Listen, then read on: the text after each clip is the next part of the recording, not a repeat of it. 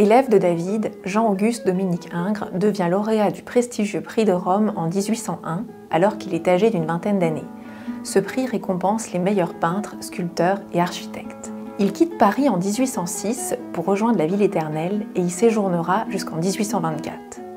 Pendant ce premier séjour romain, il réalise quantité de portraits dessinés, plus de 450.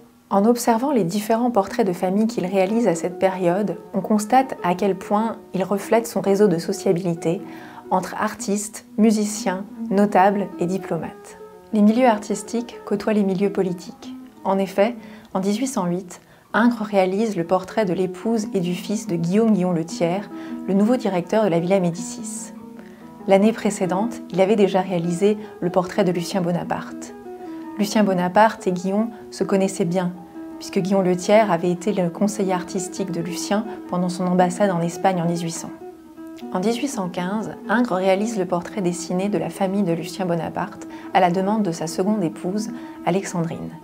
Lui-même était alors parti rejoindre son frère à Paris durant les 100 jours. Il s'agit d'un important portrait de groupe, le plus grand portrait dessiné par Ingres, cumulant la présence de 9 modèles. Au centre, assise sur un large fauteuil à l'antique, Alexandrine Bonaparte sourit, satisfaite et comblée par la présence de ses enfants autour d'elle. Les 3 garçons, nés de son union avec Lucien, sont les plus proches de leur mère.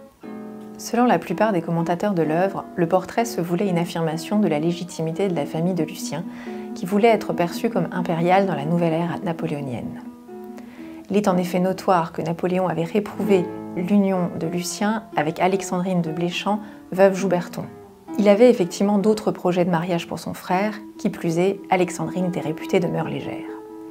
Cette interprétation de l'œuvre est consolidée par la présence des 2 bustes à l'arrière-plan, celui de Lucien et celui de Madame Mère. Tous les 2 sont placés à l'arrière-plan, mais bien en vue. La proximité du buste de Laetitia Bonaparte place implicitement Alexandrine dans son sillage et souligne qu'elle fait partie à part entière de la famille Bonaparte.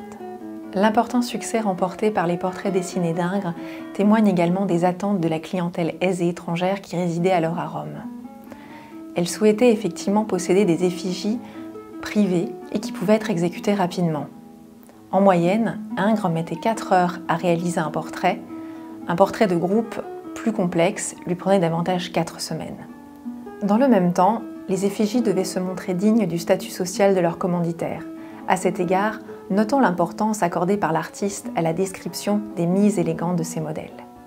Ainsi, les ambitions du portrait d'Alexandrine et de ses enfants étaient-elles vraiment dynastiques? Alexandrine n'aurait-elle pas préféré un médium plus noble que la mine de plomb pour immortaliser leurs effigies? Finalement, ce portrait est davantage une œuvre à la gloire d'Alexandrine, trônant au milieu de ses enfants, choyés et aimés.